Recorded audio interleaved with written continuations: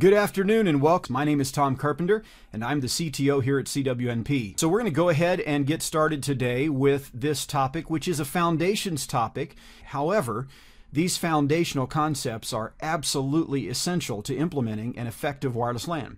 If we don't know how RF works, we can't make RF work the way we want it to. And so it's very important to understand these foundations. Therefore, even if you've been around Wi-Fi for a while, I'm sure you'll hear some tips and tricks that will help you better optimize your networks as well. Okay, so let's talk about our agenda for today and what we'll be talking about. First of all, we're going to be looking at RF basics. So before we get into the 5 RF fundamentals, I do want to review some basics with you to make sure you have the terminology down. Then we'll get into the 5 RF fundamentals, which are channels, behaviors, measurements, interference, and analysis. And we'll look at those one by one. Now, when we get to 5 gigahertz, things are much improved. In 5 gigahertz, we have 20 megahertz OFDM channels. We have other channel widths as well. So you can bond to 20 megahertz channels for a 40 megahertz 802.11n or AC channel. You can also have 80 megahertz 802.11 AC channels and 160 megahertz 802.11 AC channels. Now, I don't recommend using 160 megahertz channels, even if they're available and when they're available, in any enterprise deployment ever.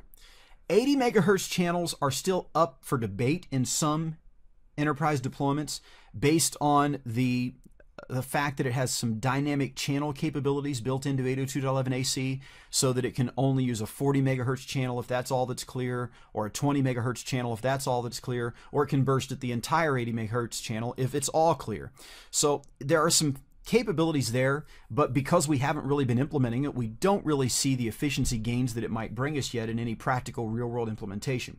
So at this time, we're still generally recommending 20 and 40 megahertz channels. 40 megahertz channels for standard data networks that are medium to low density. When you get into high density and certainly very high density, we want to stick with 20 megahertz channels. Note that many of the 5 gigahertz channels are what we call DFS channels, dynamic frequency selection. And what that means is the channels may have to monitor for radar, and if they detect radar activity, they have to move off channel. And so DFS channels, if they can be used, should be used, but you have to make sure you understand your environment, and you also have to understand your clients. If the vast majority of your clients do not support the DFS channels, then there's not a whole lot of reason to take advantage of them.